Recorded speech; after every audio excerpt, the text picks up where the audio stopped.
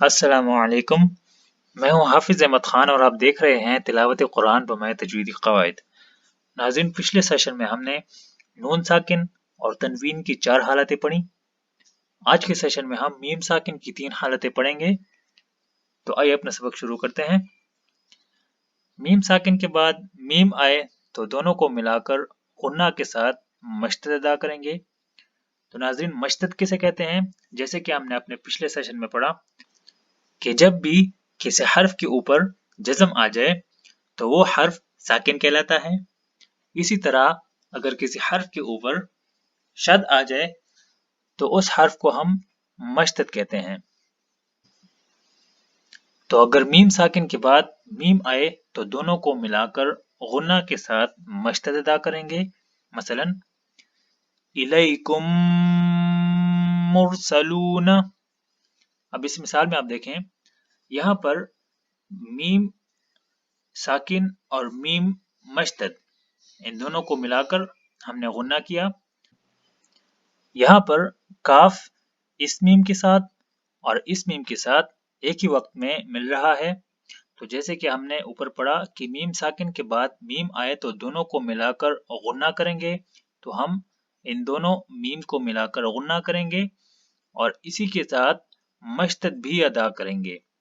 تو یہاں پر جیسے کہ میم کے اوپر شد ہے اور یہ مشدد ہے، تو اس غنے میں ہم مشدد کو بھی ادا کریں گے۔ تو جب دو حروف آپس میں ملتے ہیں تو وہاں پر ادغام بھی ہوتا ہے۔ تو اس صورتحال میں ادغام بھی ہوگا کیونکہ دو حروف مل رہے ہیں، اور اس ادغام کو ہم ادغام شفوی کہتے ہیں۔ ناظرین، ادغام کے بارے میں ہم اپنے پچھلے سیشن میں تفصیل کے ساتھ پڑھ چکے ہیں۔ تو ادغام کو تفصیل سے سمجھنے کے لیے آپ میری پچھلی ویڈیو بھی دیکھ سکتے ہیں۔ تو ناظرین، جب بھی میم ساکن کے بعد میم آئے اور اس میم پر شد ہو تو ان دونوں کو ہم ملا کر پڑھیں گے، جس کی وجہ سے یہاں پر ادغام بھی ہوگا، اور اس ادغام پر غنہ ہونے کی وجہ سے اس ادغام کو ہم ادغام شفوی کہتے ہیں۔ تو ناظرین، جب میم ساکن کے بعد با آئے تو غنہ کے ساتھ اخفا کریں گے۔ ناظرین، اخفا کس کو کہتے ہیں یہ بھی ہم اپنی پچھلی ویڈیو میں تفصیل سے پڑھ چکے ہیں، اور جب وہاں پر اخفا ہوگا تو اس کو ہم اخفاء شفوی کہتے ہیں۔ مثلا وما هم بمؤمنین، یہاں پر آپ دیکھیں میم ساکن کے بعد با ہے تو اس میم ساکن پر اخفا ہوگا اور اس اخفا کو ہم اخفاء شفوی کہتے ہیں۔ اب اگر میم ساکن کے بعد میم اور با کے علاوہ کوئی بھی حرف آ جائے تو وہاں اظہار ہوگا، یعنی غنہ نہیں ہوگا۔ اس کو اظہار شفوی کہتے ہیں۔ مثلا لم یلد ولم یولد، الم تر، الم یجعل۔ یہاں پر آپ ان ساروں مثالوں میں دیکھیں تو یہاں پر میم ساکن کے بعد نہ تو میم ہے اور نہ با ہے۔ یہاں پر بھی میم ساکن کے بعد نہ تو میم ہے اور نہ با ہے، اسی طرح اس مثال میں بھی اور اس مثال میں بھی۔ تو جب بھی میم ساکن کے بعد میم اور با کے علاوہ کوئی اور حرف آئے تو وہاں پر اظہار ہوگا، یعنی کہ غنہ نہیں ہوگا۔ تو ان ساری مثالوں میں نے میم ساکن پر غنہ نہیں کیا۔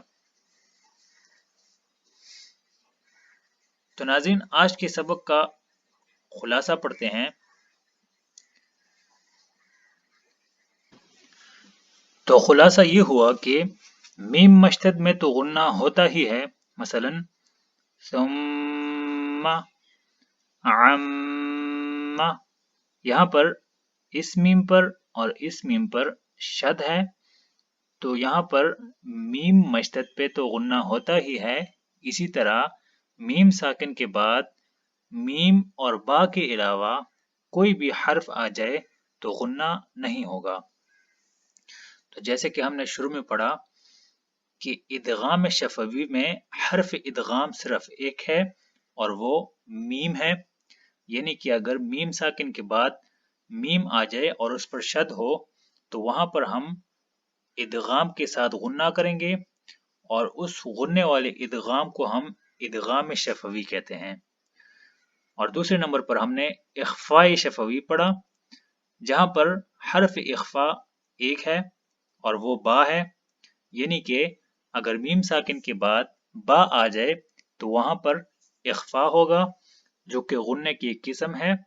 اخفاء میں ہم آواز کو ناک میں چھپا کر غنہ کرتے ہیں، تو جس میم ساکن کے بعد با آ جائے تو وہاں پر اخفاء ہوگا، اور اس اخفاء کو ہم اخفاء شفوی کہتے ہیں۔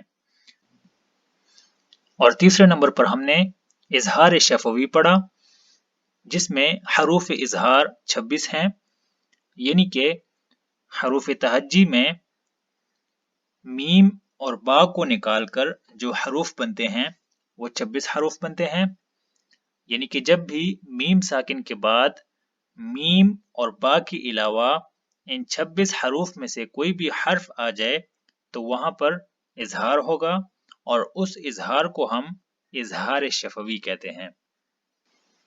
تو ناظرین، آج کے لیے اتنا ہی، ملتے ہیں اپنے اگلے سبق میں، اپنا خیال رکھیے گا، تب تک کے لیے اللہ حافظ۔